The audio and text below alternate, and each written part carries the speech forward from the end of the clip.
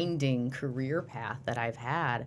I'm actually a chemist by degree. I graduated with a chemistry degree from Michigan State. Wow. And I always just considered myself a scientist, that I'd probably end up going back to school and getting my PhD and being in a lab somewhere, maybe being a professor. And right after school, I got hired by General Electric.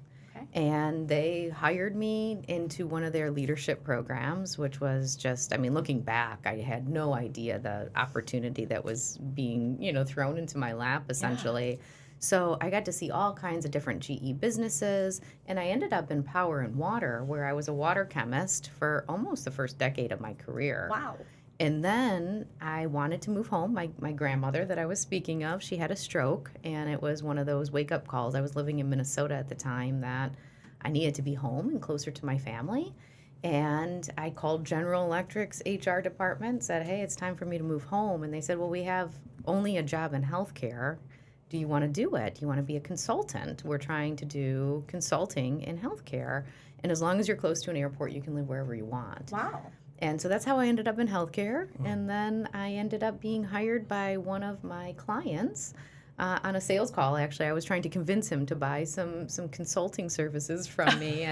And he said, no, I'd rather have you just come work for me as my chief of staff. And that's what got me onto the provider side. Wow, that's an amazing story. That is because awesome. did you ever think about healthcare before that talk to HR? No. Wow. No, I hadn't. And, it's not ever been one of those things. Like, I have colleagues that, this has always been their path, and they wanted to do a healthcare administration background and education.